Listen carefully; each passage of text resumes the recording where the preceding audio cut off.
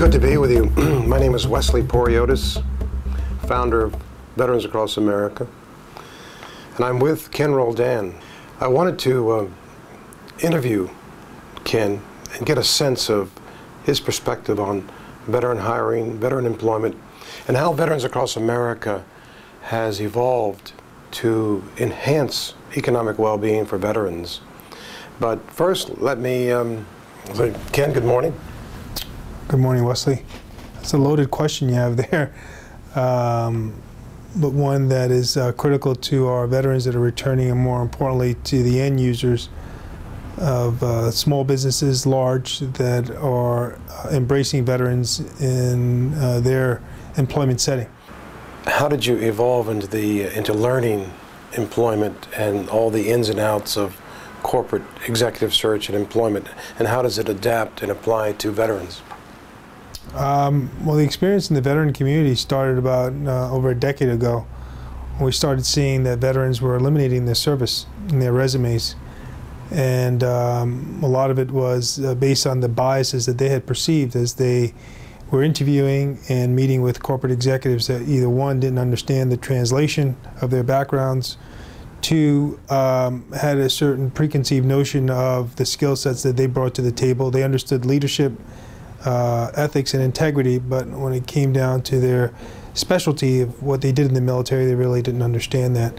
And with respect to seeing the challenges that they're facing, it's insurmountable. We have triple-digit unemployment. We have issues of underemployment. We have issues of predominantly the enlisted, and more so the African American and Latino communities being impacted significantly as they're looking for employment, let alone getting the job. They can't even make it past the interview. Vets Jobs CEO describes the fact that he thinks there may be as much as 60% unemployment, especially among the enlisted service persons. So, with all their intangible attributes that people say they want, why is there such a degree of intense underemployment and unemployment for veterans? The voice. The veteran doesn't have a voice. There is no one individual force that has coalesce the veteran community to say we want our what's owing to us. And unfortunately, by virtue of not having that voice, you see underemployment, you see unemployment, you see homelessness, which is absolutely pervasive, particularly in New York and Long Island. Why, with all the money being spent by governmental entities to help veterans find employment, is there still an incredible and tragic unemployment rate? Government is used to the word insanity, Wes, which is doing the same thing over and over and expecting different results. There's not a right linkage between public and private coming together to develop a solution for our veterans. It's a Band-Aid approach, and as a result of that, it is a terrible time out there for that veteran. But I get help and advice in writing my resume. I translate my military occupational specialty into its private sector application. Why doesn't that work? Because what works in getting a job, and I would put it out there to the local viewers, you don't get a job by what you know, it's who you know. Veterans Across America's Champion Mentoring Program is really unparalleled in the marketplace, because what it does, it allows that veteran to be able to be linked with that individual who's given his or her commitment to want to partner and be that champion mentoring. That's why it was called a champion, and allow them to impart their personal as well as business relationships and networks. And over a period of time, counterintuitively, you're not guaranteeing employment, but it will yield employment, because again, it's a matter of, it's almost that big brother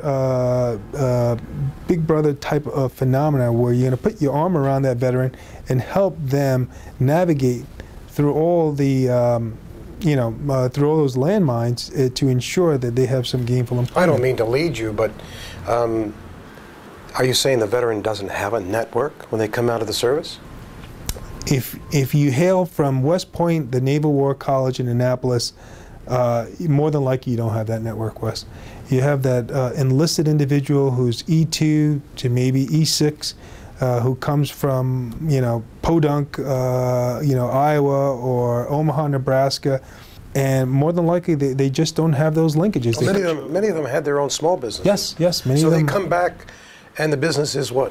The business is gone. Gone. Can't pay the rent, can't pay the mortgage, can't pay for supplies, can't pay for the employees, and the business is gone.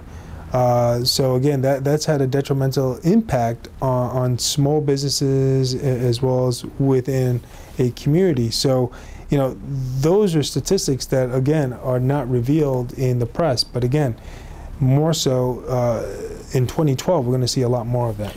You often cite the example of Army Captain Chris Petrosini, who, as you said, sent his resume to every employer in New Jersey, college graduate, and until he was connected with a mentor named Mary Falvey, nothing really happened.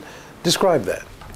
Well, Chris was, again, an individual who had sent out several hundred resumes, all to an empty black hole. And it took the tenacity, the passion of a Mary Falvey, who, again, never served our country, but her service back to our country was being able to devote her time to embrace this veteran who, again, had no career roadmap.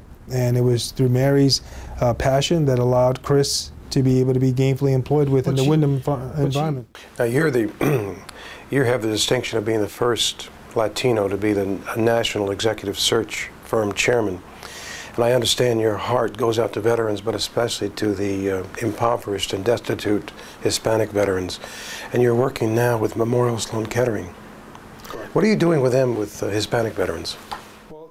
So what we're doing now with Memorial Sloan Kettering, through some of our great strategic partners like Robin Hood, is being able to partner with them to provide some assistance in their translations. We started out with with Spanish language, because it's so critical. It could be a matter of life and death, because what we have is the necessity to have translators be able to translate for the doctors and the healthcare providers.